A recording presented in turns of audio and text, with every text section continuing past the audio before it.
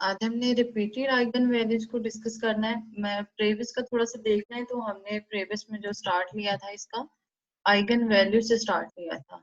ठीक है, eigen values कैसे फाइंड आउट की थी और उससे रिलेटेड हमने इंट्रोडक्शन किया था, होमोजेनियस लीनियर सिस्टम को सॉल्व किया था। और आइगन वैल्यूज को इसके बाद फाइंड आउट करना हमने सीखा था, eigen values and eigen vectors. Eigen values आपके पास क्या होती है, लैम्डा की वैल्यूज फाइंड आउट की थी हमने, और आइगन वेक्टर्स जो हैं वो हमने लैम्डा की वैल्यूज को पुट करके उसकी बेसिस को फाइंड आउट किया था।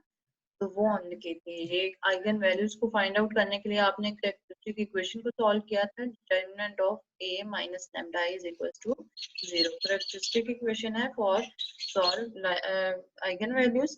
तो उसमें हमने 3 केसेस को डिस्कस किया था। फर्स्ट था आपका distinct real eigen values, second आज हमने जो करना है वो है रिपीटेड आइगन वैल्यूज, और थर्ड जो आपका होगा वो कॉम्प्लेक्स आइगन वैल्यूज होगा। ठीक है, ये आपके पास क्या है, इसके रूट्स जो हैं वो यहाँ से हमें बताएंगे कि हमने कितने केसेस को डिस्कस करना है। रूट्स जो हैं वो आइगन वैल्यूज आपकी होंगी, मीन्स के आइगन वैल्यूज जो हमारे पास आती है उन्हीं को हम रूट्स बोल रहे हैं। तो आइगन वैल्यूज जो है वो आपकी डिस्टिंक्ट भी हो सकती है, मीन्स दैट डिफरेंट भी हो सकती हैं, वो रिपीट भी हो सकती हैं, और वो कॉम्प्लेक्स भी हो सकती हैं। कॉम्प्लेक्स मीन्स दैट उसमें इसमें वैल्यूज होंगी, आयोटा इन्वॉल्व होगा। इसमें हमारा आंसर लैम्डा का आंसर जो है वो आयोटा की फॉर्म में आएगा, वो हमारे पास कॉम्प्लेक्स नंबर्स होगा। ठीक है, तो आज हम देखते हैं, प्रीवियस क्लास में हमने डिस्टिंक्ट रूट्स को देखा था, आज हम रिपीटेड आइगन वैल्यूज को देखते हैं। Repeated eigen values means that आपने जब कैरेक्टरिस्टिक इक्वेशन को यूज करते हुए लैम्डा की वैल्यूज फाइंड आउट करनी है, तो आपके पास लैम्डा की वैल्यूज जो है वो रिपीट होंगी, means that same होंगी। ठीक है, of not all of eigen values lambda 1 lambda 2 up to some lambda n of n cross n matrix। क्या आपके पास lambda 1 lambda 2 जो है उसका n cross n means that उसका ऑर्डर जो है वो कुछ भी हो सकता है, 2 cross 2 का भी हो सकता है, 3 cross 3 का भी हो सकता है। ठीक है, तो उनकी आइगन वैल्यूज जो है मे बी रिपीट हो रही हो, तो रिपीट हो रही हो तो उसके लिए हमने क्या केस को डिस्कस करना है। जैसे फॉर एग्जांपल आपके पास हमने ये आगे एग्जांपल जो सॉल्व की हुई है, prime is equal to 3 minus equation number 10। इसको जब कैरेक्टरिस्टिक इक्वेशन से सॉल्व किया तो आपके पास लैम्डा की वैल्यू जो है वो क्या आती है, दोनों की -3 आती है। लैम्डा 1 भी आपके पास -3 है, लैम्डा 2 भी -3 है। क्यों 3 है, जब ये देखिए आपके पास इसके 2 फैक्टर्स आ रहे हैं, स्केयर आ रहा है, तो जब हम इसको अलग-अलग लिखेंगे तो आपके पास लैम्डा की value -3, lambda is equal to -3। तो फर्स्ट को हमने लैम्डा 1 कह दिया, दूसरी को हमने लैम्डा 2। तो जब दोनों आइगन वैल्यूज आपके पास सेम होंगी तो वो आपके पास इस फॉर्म में होंगी, is are roots of multiplicative. तो एक दूसरे के मतलब मल्टीप्लिकेटिव है, वो तो रिपीट हो रहे हैं। तो इसकी नेक्स्ट एग्जांपल भी है, अभी मैं आपको एक्सरसाइज का क्वेश्चन भी इसको कंप्लीट समझाऊंगी तो उससे आपको बिल्कुल क्लियर हो जाएगा। यहाँ पे एग्जांपल थोड़ी सी शॉर्ट सॉल्व हुई है, इस वजह से आपको सारा जो है एक्सरसाइज के क्वेश्चन से एक दफा करवाऊंगी। यहाँ पे वो आपने वही सारा प्रोसेस करना है, कैरेक्टरिस्टिक इक्वेशन को भी यूज करना है आइगन वैल्यूज फाइंड आउट करने के लिए। बस आपने क्या करना है, फिर उन रूट्स को लिखने के मेथड जो है उसमें आप केसेस को डिस्कस करते रहेंगे कि आपने कौन कौन से केसेस में पढ़ना है। ये आपके पास एग्जांपल नंबर 3 है। एक्सरसाइज क्वेश्चन करने के बाद आप यहाँ से फिर से देख सकते हैं। रिपीटेड आइगन वैल्यूज होंगी, उसके बाद मैंने आपको थर्ड बताई थी कि थर्ड केस में क्या होगा, कॉम्प्लेक्स आइगन वैल्यूज का होगा। ठीक है, कॉम्प्लेक्स आइगन वैल्यूज में आपके पास क्या इन्वॉल्व होगा, आयोटा वाली वैल्यूज इन्वॉल्व होंगी। तो आयोटा जब आपके कॉम्प्लेक्स नंबर्स होंगे तो हम कॉम्प्लेक्स नंबर्स को क्या लिखते हैं in general, z is equals to a plus b iota, means that आपके पास आयोटा की वैल्यू जो होती है वो बीटा की होगी और दूसरी वैल्यू जो होगी वो अल्फा की होगी। और जिसके साथ आयोटा होता है वो आपके पास कम्प्लेक्स वैल्यू होती है, और जिसके साथ आयोटा नहीं होता वो आपके पास रियल वैल्यू होती है। ठीक है, तो आपने लैम्डा को फाइंड आउट किया तो उसमें आपकी वैल्यूज जो है वो लैम्डा 1 एंड लैम्डा 2 वो कम्प्लेक्स आइगन वैल्यूज हमें दे दी है। तो उसको हमने फिर कैसे सॉल्व करना है वो देखेंगे। जैसे देखें क्वेश्चन नंबर 19 आपके पास गिवन है तो इसमें आपने इसको मैट्रिक्स में चेंज करने के बाद determinant of a minus lambda i को फाइंड आउट किया। डिटर्मिनेंट ओपन करने के बाद आपके पास ये वाली इक्वेशन बन जाती है। अब यहाँ पे हम क्या करते हैं, टू मेथड्स को अप्लाई करते हैं। यहाँ पर फैक्टराइजेशन मेथड अप्लाई करते हो, यहाँ फिर आप क्या करते हैं, यहाँ पे बाई क्वाड्रेटिक फार्मूला से इसको सॉल्व आउट करते हैं। क्वाड्रेटिक फार्मूला हम कब लगाते हैं, जब हमें नजर आ रहा हो कि यहाँ पे फैक्टर्स बनाना मुश्किल है या फैक्टर्स बनना नामुमकिन ही हो, देन हम उस साइड पे जाते हैं। अदरवाइज इजीली फैक्टर्स को बना के तो हम इसको सॉल्व आउट कर लेते हैं। अब 29 आपके पास ऑड नंबर है, तो 29 जो है वो मतलब किसी टेबल पे भी नहीं आता, इट सेल्फ डिवाइड होता है, तो फैक्टर्स नहीं बन सकते। उस वजह से इसको हमने कैसे सॉल्व किया, बाई क्वाड्रेटिक फार्मूला इसको सॉल्व करेंगे तो आपके पास लैम्डा की वैल्यूज आती है 5 + 2 iota and lambda 2 = 5 - 2 iota. Means that आपके पास जो लैम्डा की वैल्यूज आई हैं उसमें क्या इन्वॉल्व हो रहा है, आयोटा इन्वॉल्व हो रहा है। जब इस किस्म के रूट्स आएंगे देन आपने इन रूट्स को लैम्डा की जगह पुट करके कैसे फाइंड आउट करना है वो अब आप देखेंगे। ठीक है, अभी मैं आपको एक्सरसाइज क्वेश्चन करवाती हूँ। तो उसमें अब आपने देखना है कि इसको लिखने का तरीका क्या है। ठीक है, दोनों रूट्स को, जब क्वेश्चन का सोल्यूशन जो है वो तो अंदर मैं आपको कम्प्लीटली अभी समझा चुकी हूँ, लेकिन इन रूट्स को लिखने का मेथड क्या है। ठीक है, दो इक्वेशंस आएंगी आपके पास, उन दोनों इक्वेशंस को आपने कैसे लिखना है। फर्स्ट के साथ K1 जो है वो आपका क्या आता है, जो भी आपने वहां से आइगन वेक्टर जो है वो फाइंड आउट करना है, उसको K1 का नाम दिया है। ये अल्फा टी जो है, अल्फा मैंने अभी आपको बताया कि आपके पास रियल नंबर होता है। ठीक है, स्टार्ट में अभी हमने अल्फा प्लस बीटा आयोटा को जब देखा है तो अल्फा जो है वो आपका रियल है, तो यहाँ से आपके पास 5 जो है वो क्या होगा, रियल नंबर होगा, और 2 जो है वो कॉम्प्लेक्स नंबर होगा। जब हमने लास्ट पे इसका आंसर लिखने जाना है तो अब आपने इस फॉर्म में लिखना है। ठीक है, याद रखना है इसकी इक्वेशन ये होगी कॉम्प्लेक्स नंबर की, K1 E alpha T cos b beta T plus iota sine beta T. ये आपके पास दो इक्वेशन आएंगी, तो दोनों इक्वेशन को लिखने का आपके पास ये वाला मेथड है। ठीक है, तो इस क्वेश्चन को आपने याद रखना है, ये क्वेश्चन आपको याद होगी देन आप जो है दोनों इक्वेशन को लिख सकते हैं। ये देखिए रियल यहाँ पे भी लिखा हुआ है, real solutions corresponding to a complex eigen values. Lambda 1 आपके पास ये वाला आता है, तो x1 एंड x2 लास्ट पे आपके पास दो सॉल्यूशंस आएंगे। ठीक है, दो इक्वेशंस बनेंगी, तो क्या होगा, beta 1 cos beta t minus beta 2 sine beta t, e alpha t जो है वो दोनों के साथ मल्टीप्लाई हो रहा है तो उसको हमने कॉमन लेके लिख लिया। सेम एज इट इज आपने सेकंड के लिए x1 में जो है वो आपका माइनस आएगा और x2 में जो है वो आपका प्लस आएगा। दूसरा इसमें चेंज क्या है कि फर्स्ट इक्वेशन में आपने b1 पहले लिखना है और सेकंड में आपने b2 की वैल्यू पहले लिखनी है और उसके बाद फिर हम दूसरे लिखेंगे। ये आपके पास टू केसेस थे इसमें जो आपने डिस्कस करने थे। अब हम एक्सरसाइज देख लेते हैं कि एक्सरसाइज में इसको कैसे सॉल्व करना है।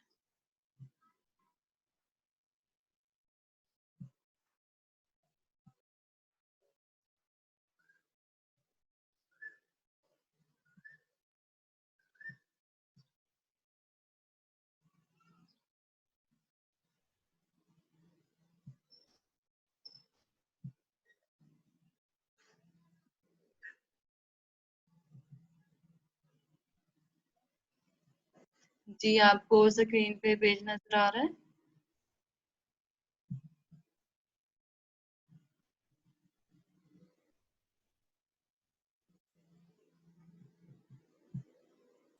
जी क्लास, आपको पेज नजर आ रहा है, शेयर हो रहा है पेज। जी मैम, अब ये ओके, यस मैम हो रहा है। चले अब हमने दो केसेस को डिस्कस किया है, कॉम्प्लेक्स एंड रिपीटेड को। तो फर्स्ट ऑफ ऑल हम रिपीटेड का सॉल्यूशन देख लेते हैं कि रिपीटेड क्वेश्चन का हमने सॉल्यूशन कैसे फाइंड आउट करना है। सिस्टम आपके पास गिवन है, ये क्वेश्चन नंबर 19 है आपके पास। System can be written in this form. Equation हमारे पास गिवन है तो सिस्टम को हमने ऐसे सॉल्व कर सकते हैं, डेरिवेटिव्स के फॉर्म में हमारे पास गिवन है। तो इसमें देखें आपके पास ए मैट्रिक्स जो है वो आपका एक्स के साथ मल्टीप्लाई होता है। ये हम मैट्रिक्स के फॉर्म में इसको खुद ही लिखते हैं ताकि इसमें से मैट्रिक्स ए को फाइंड आउट कर सकें। अब लैम्डा की वैल्यूज फाइंड आउट करने के लिए हमारे पास एक इक्वेशन है जिसको हमने कैरेक्टरिस्टिक इक्वेशन पढ़ा है, तो उस इक्वेशन को सॉल्व करेंगे। तो कैरेक्टरिस्टिक इक्वेशन क्या होती है, determinant of A minus lambda is equal to 0। अब ए माइनस लैम्डा आई जो है वो आपने कैसे फाइंड आउट करना है, आपके पास यहाँ पे लैम्डा जो है वो तो आपके पास आइगन वैल्यू आती है यहाँ से, करेक्टरिस्टिक इक्वेशन के अंदर इन्वॉल्व है। और आई जो है वो आपने आइडेंटिटी मैट्रिक्स लेना है, वो आप इस ए के हिसाब से लेते हैं। तो 2 क्रॉस 2 का है तो आइडेंटिटी भी हम 2 क्रॉस 2 का लेंगे। तो लैम्डा अंदर दोनों के साथ मल्टीप्लाई करके आप इस मैट्रिक्स को कंप्लीट लिख देंगे। देन हम क्या करेंगे, a माइनस लैम्डा आई चाहिए हमें ब्रैकेट में, a माइनस लैम्डा आई में a की जगह a की वैल्यू लिखेंगे, माइनस लैम्डा आइडेंटिटी जो भी हमने फाइंड आउट किया वो लिखेंगे और दोनों को माइनस करके लिख देंगे। देन हमें इसका डिटर्मिनेंट चाहिए, तो डिटर्मिनेंट के फॉर्म में इसको लिख लिया है। तो इसका देखें कैरेक्टरिस्टिक इक्वेशन में determinant of a minus lambda is equals to 0 equation है।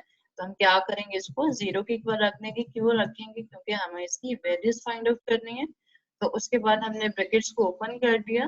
ब्रैकेट्स को ओपन करने के बाद जो कैंसिलेशन होती है, +3 लैम्डा -3 लैम्डा ये भी कैंसिल होता था, -9 एंड +9 ये दोनों कैंसिल हो गए। तो आपके पास आता है lambda square is equals to 0। अब देखें सिर्फ ये एक वैल्यू बचती है और लैम्डा जो है वो 2 टाइम आ रहा है, तो मतलब इसकी वैल्यूज रिपीट हो रही हैं। Lambda 1 is equals to 0 and lambda 2 is equals to 0। अब लैम्डा की वैल्यूज आपके पास रिपीट होती हैं, तो हमने क्या करना है, अब यहाँ से केस को डिस्कस करना है कि जब रिपीट होंगी तो हमने क्या अप्लाई करना है। अब देखिए लैम्डा की वैल्यूज जो भी आती हैं आप क्या करते हो, उसको डिटर्मिनेंट वाली जो भी इक्वेशन आपने बनाई होती है इसमें आप पुट करते हो, ठीक है। इसमें जब आपने पुट करनी है वैल्यूज इसकी, तो लैम्डा की जगह उसकी वैल्यू पुट करेंगे, तो लैम्डा की वैल्यू 0 आती है, 0 पुट करेंगे तो आपके पास ये वाले फॉर्म बन जाएगी 3 - 1 9 - 3 x1 x2 is equal to 0 and 0, ठीक है। ये करने के बाद अब हमारे पास जो भी एक्स मैट्रिक्स साथ में होता है उसकी वैल्यूज को फाइंड आउट करना होता है। उसकी वैल्यूज को फाइंड आउट करने के लिए हमने इस मैट्रिक्स को सिंप्लीफाई करना है। कैसे सिंप्लीफाई करेंगे, हमारी ट्राई होती है कि यहाँ पे जो जितनी भी वैल्यूज जीरोस होती हैं, जितनी भी रोज जीरोस होती हैं, हमने उसको जीरोस बनाने की कोशिश करनी है बाय गॉसियन एलिमिनेशन मेथड से। तो हमने यहाँ पे गॉसियन एलिमिनेशन मेथड जब अप्लाई करते हैं तो हम क्या करते हैं कि रो ऑपरेशन को अप्लाई करते हैं, या फर्स्ट रो को 0 कर लेते हैं, सेकंड को किसी एक को सॉल्व करते हैं। तो अब देखें इसको गॉसियन एलिमिनेशन मेथड को लिखने के लिए आपके पास ये इस साइड पे जो वैल्यू होती है वो b की वैल्यू होती है, ठीक है। तो b की वैल्यूज को भी आपने साथ ही लिखना है, लाइन लगा के 0 एंड 0। फिर देखें आपके पास यहाँ पे सेकंड पे 9 आता है, -3 है, तो R2 - 3 R1 हमने किया है। अगर R1 को हम 3 के साथ मल्टीप्लाई कर लेंगे तो हमारे पास क्या हो जाएगा, ये सारी रो जो है सेकंड के साथ मल्टीप्लाई होके 0 हो जाएगी, ठीक है। जब ये 0 हो जाएगी R2 - 3 R1, तो सेकंड आपकी पूरी रो 0 होगी। तो अब सेकंड जब 0 हो जाती है तो फर्स्ट रो किसके साथ सॉल्व करें, कोई भी नंबर नहीं बचता, तो उसको हम दोबारा जो है वो मैट्रिक्स के फॉर्म में लिख लेंगे। अब यहाँ से आपने इक्वेशन को सॉल्व कर लेना है। 3 को x1 के साथ माइनस मीन्स दैट इसको सिस्टम में हम लिख लेंगे 3x1 - x2। फर्स्ट रो को फर्स्ट कॉलम के साथ मल्टीप्लाई करेंगे, सेकंड आपका 0 है तो इसको मल्टीप्लाई करने की जरूरत नहीं है, इज इक्वल्स टू ये आपका 0 के इक्वल आ गया। आप देखें 3x1 ये x2 को इस साइड पे ले आए तो आपके पास ये क्या हो जाएगा, पॉजिटिव हो जाएगा। अब देखें x1 is equals to 3x1 sorry x2 is equals to 3x1 आता है। तो अब आपने यहाँ से x1 और x2 की वैल्यूज फाइंड आउट करनी है। तो पहले भी मैं आपको बता चुकी हूँ, जो हमारे पास इस साइड पे नंबर आता है उसको हम किसी और आर्बिट्रेरी नंबर के इक्वल सपोज कर लेते हैं। तो हम क्या करेंगे, सपोज दैट x1 जो है k के इक्वल्स पुट कर लेते हैं। आप कोई भी आर्बिट्रेरी नंबर ले सकते हो, यू ले सकते हैं, वी ले सकते हैं, कुछ भी ले सकते हैं, इनसे थोड़ा डिफरेंट के ले लिया हमने। तो अब देखें x2 की वैल्यू किसके इक्वल आ गई, 3k के। अब x1 और x2 की जो भी वैल्यूज आती हैं उसको आपने वेक्टर के फॉर्म में लिखा। अब दोनों में से k कॉमन आता है तो k को बाहर निकाल के हमारे पास 1 एंड 3 आता है। तो 1 और 3 जो है आपको क्या आ जाता है, x की वैल्यूज आ जाती हैं और x वेक्टर आता है, इसको हम आइगन वेक्टर भी कहते हैं। हमने स्टार्ट में देखा था eigen values and eigen vector, तो ये आपका आइगन वेक्टर आ जाता है, ठीक है। ये हमने एक लैम्डा की वैल्यू पुट कर ली तो हमारे पास ये आइगन वेक्टर आ गया। अब आपने रिपीट दूसरी वैल्यू भी हो रही है, लैम्डा की वैल्यू 0 ही रिपीट हो रही है, अब उसको हमें कैसे पुट करना है, लैम्डा 2 0 पुट करेंगे। तो लैम्डा 2 को 0 पुट करने के लिए अब आपने देखिए क्या करना है, वही मैट्रिक्स लेना है। यहाँ पे आपने थोड़ा सा चेंज लेना है। क्या लेंगे कि आपके पास इस साइड पे जो हमने मैट्रिक्स दी है वो क्या था, बी मैट्रिक्स जो है वो आपका 0 था, गौर कीजिएगा इस बात पे, ठीक है। इस साइड पे ये मैट्रिक्स जो था वो आपका 0 0 था, जिसको हम बी मैट्रिक्स देते हैं, ठीक है। लेकिन जब आपने रिपीट वैल्यू करनी है तो उसमें आपने 0 नहीं लेना है, उसमें जो आपने first eigen vectors find out किया होगा वो आपने पुट करना है, ठीक है। ये p जो है ये मैंने नंबर्स इसलिए चेंज किए क्योंकि x1 x2 हम पहले पुट कर लिए था, वही आपने मैट्रिक्स ही लेना है कोई, तो यहाँ पे हमने p1 एंड p2 का ले लिया फॉर फाइंड वैल्यूज को फाइंड आउट करने के लिए। तो डिफरेंस क्या है, इस साइड पे आपने जो आइगन वेक्टर फाइंड आउट किया वो वाला पुट करेंगे। बाकी लैम्डा की वैल्यू जो है वो आप 0 ही पुट करेंगे। इसको पुट करने के बाद हमने इसको सॉल्व आउट कर लिया। अब देखिए हम गॉसियन एलिमिनेशन मेथड से इसको सॉल्व करेंगे, वही हमने अप्लाई करना है। 3 - 1 9 9 -3 लाइन लगा के b की वैल्यू जैसे हम 0 0 पुट करते थे, यहाँ पे हम 1 एंड 3 पुट करेंगे। अब ये करने के बाद देखें सेकंड रो को हम 0 कैसे बनाए। अब यहाँ पे 9 है, अगर यहाँ पे फर्स्ट में से हमें 9 मिल जाए तो 9 - 9 करके 0 बन जाएगा। तो उसके लिए हमने क्या करना है, R1 को 3 के साथ मल्टीप्लाई करेंगे।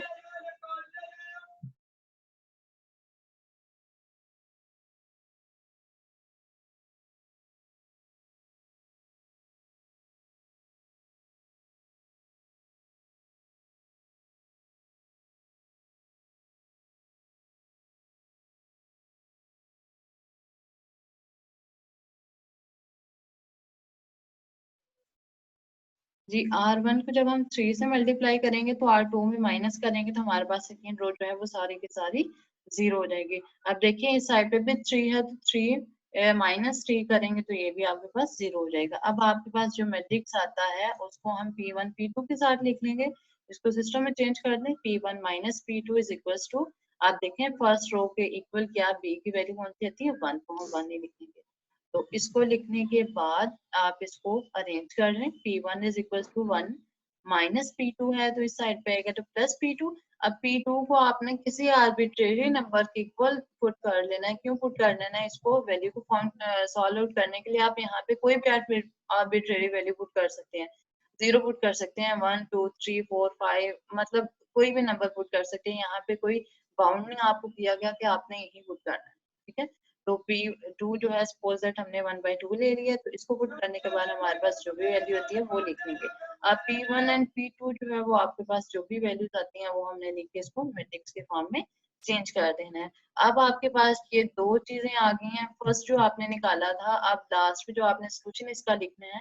फर्स्ट आपने निकाला था आइगन वेक्टर जो है 1 एंड 3, उसको फर्स्ट C1 के साथ लिखेंगे प्लस C2 में आपने क्या करना है, पहले जो वेक्टर लिखा है उसको t के साथ मतलब आर्बिट्रेरी नंबर के साथ मल्टीप्लाई करेंगे। फिर प्लस सेकंड जो आपने वैल्यू फाइंड आउट की है, second eigen vector find out किया है वो लिखेंगे। ये आपका था रिपीटेड आइगन वैल्यूज का आंसर। नेक्स्ट आपके पास हमने केस को डिस्कस किया था कम्प्लेक्स आइगन वैल्यूज कैसे होती हैं। तो प्रॉब्लम नंबर 33 है आपके पास, कम्प्लेक्स आइगन वैल्यूज कैसे फाइंड आउट करेंगे हम। मैट्रिक्स आप सिस्टम मैट्रिक्स के फॉर्म में गिवन है। यहाँ पे आपके पास मैट्रिक्स ए है तो उसको हम सॉल्व करेंगे। हमारे पास कैरेक्टरिस्टिक इक्वेशन क्या है, determinant of a minus lambda is equal to 0, तो उसको हम सॉल्व कर लेंगे। तो डिटरमिनेंट जब ओपन करेंगे तो क्रॉस मल्टीप्लिकेशन हमारे पास ये इसको इसके साथ मल्टीप्लाई किया माइनस ये तो डिटरमिनेंट का माइनस की वजह से प्लस हो जाएगा 5। अब देखें 17 आता है आपके पास। अब 17 ऑड नंबर है तो 17 के आप जो है वो फैक्टर्स फाइंड आउट नहीं कर सकते। अब 17 के फैक्टर्स जब नहीं बनते तो हमने क्या किया, वहां पे क्वाड्रेटिक फार्मूला अप्लाई किया। तो क्वाड्रेटिक फार्मूला अप्लाई करने का फॉर्मूला क्या होता है, -b plus -b square -4ac divided by 2a। तो यहाँ पे आपको b चाहिए, c चाहिए, a चाहिए, तो b c a की वैल्यूज कहाँ से होती हैं, वो हम इसी इक्वेशन से लेते हैं कि इसके कोफिशिएंट लेते हैं। लैम्डा स्केयर के साथ a का कोफिशिएंट होता है, लैम्डा के साथ b का, एंड लास्ट जो है वो आपको कांस्टेंट c का होता है। और साथ में जो भी आपके यहाँ पे नंबर साइन आते हैं वो आपने एज इट इज साथ में देने हैं। अब हमने फॉर्मूला में वैल्यूज पुट कर दी हैं। अब वैल्यूज पुट करने के बाद जब आपने इसको सॉल्व किया है तो आपके पास क्या आता है 8 प्लस माइनस -4।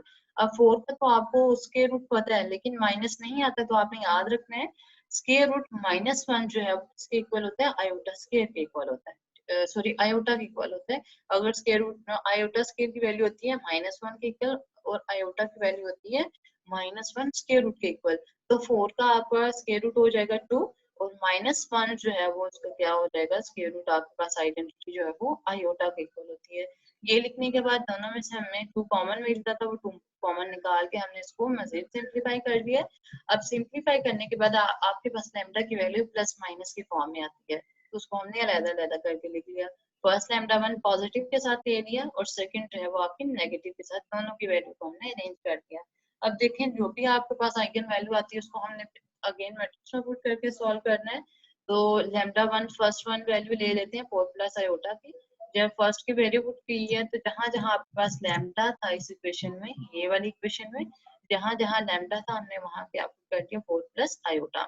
अब देखिए थोड़ा सा कम्प्लेक्स नंबर्स आ रहे हैं तो इसको सॉल्व करना थोड़ा डिफरेंट है कि आपने मैट्रिक्स को कैसे सॉल्व करना है। तो इसको हमने अलग बी की वैल्यू 0 0 आती है इस फॉर्म में लिख लिया। अब देखें अगर आपके पास ऊपर फर्स्ट में हमने जो भी मैट्रिक्स सॉल्व की यहाँ पे 1 होता था या कोई दूसरी वैल्यू होती थी उसको मल्टीप्लाई करके इसमें से माइनस करके तो हम सेकंड पे इजीली 0 लिख लेते थे। लेकिन यहाँ पे थोड़ा डिफरेंट है, ऊपर आयोटा आ रहा है तो आयोटा को अगर हम कैसे सॉल्व करेंगे कि इसके साथ में माइनस करें तो आपका 5 जो है वो यहाँ से 0 बन जाए, नहीं बन सकता। तो उसके लिए हमें क्या चाहिए, हमने R1 एंड 2 को चेंज कर दिया, मीन्स दैट हमने R1 की जगह R2 को और R2 की जगह R1 को चेंज कर दिया, रोज को इंटरचेंज किए। रो उसको इंटरचेंज किया तो उसको लिखने का ये मेथड है R1 एंड 2। हमने मीन्स दैट रोज को इंटरचेंज कर लिया। अब इसको करने के बाद आपने क्या करना, ऊपर 5 आता है तो अब 5 आ गया तो उसको 1 बनाना इजी है, ठीक है। तो हम R1 को डिवाइड कर देंगे 5 के साथ, R1 को डिवाइड के साथ 5 के साथ डिवाइड कर दिया। तो अब देखें सेकंड पे आपके पास आता है 2 माइनस आयोटा। अब इसको सॉल्व करना इजी है, फर्स्ट वाली रो को 2 माइनस आयोटा के साथ मल्टीप्लाई करके दोनों को हम माइनस कर दे तो हमारे पास 0 बन जाता है, ठीक है। फर्स्ट तो आपके पास इजीली 0 बन जाता है। अब इन दोनों को माइनस कैसे करेंगे, साइड पे मैंने आपका सिंप्लीफाई मेथड लिख दिया है कि हमने सिंप्लीफाई कैसे करना है। अब देखें -1 को माइनस करेंगे फर्स्ट वाले के साथ, इसको मल्टीप्लाई करना है हमने 2 माइनस आयोटा के साथ और साथ में जो भी मैट्रिक्स नंबर आ रहा है उसको लिखा। अब इसको सिंप्लीफाई कैसे किया, माइनस कॉमन ले लिए, प्लस हो गया, ये a माइनस बी और a प्लस बी का फॉर्मूला आपके पास बनता है। तो हमने फॉर्मूले को क्लोज कर दिया a square minus b square में। तो इसको क्लोज करने के बाद आयोटा स्क्वायर जो है वो मैंने आपको बताया था -1 के इक्वल होता है। तो 5 और 5 कैंसिल हो जाएगा तो ये आपका कंप्लीट जो है वो 0 के इक्वल सोल्यूशन आता है। ये डायरेक्ट भी लिख सकते हैं लेकिन साइड पे मैंने ये थोड़ा डिफरेंट सा है तो साइड पे मैंने सिंप्लीफिकेशन इसकी लिख दी है, ठीक है। तो ये आपके पास ये आंसर आ जाएगा इसका। एक रो 0 होगी, अब इसको मजीद सॉल्व करना पॉसिबल ही नहीं है तो उसको हम क्या करेंगे, मैट्रिक्स के फॉर्म में लेके उसको मल्टीप्लाई कर देंगे। तो हमारे पास इस साइड पे x2 आता है तो x2 जो है वो आपका के सपोज कर लिया तो फिर x1 और x2 की जो भी वैल्यूज आती हैं वो लिखी, दोनों में से k कॉमन आता था, हमने k कॉमन निकाल लिया। अब देखें जो k आप इसमें से हमने रियल और इमेजिनरी नंबर को फाइंड आउट करना है। अब रियल और इमेजिनरी कैसे निकालेंगे, हम आयोटा के साथ आपके पास इमेजिनरी नंबर होता है और दूसरा जो है वो रियल नंबर होता है।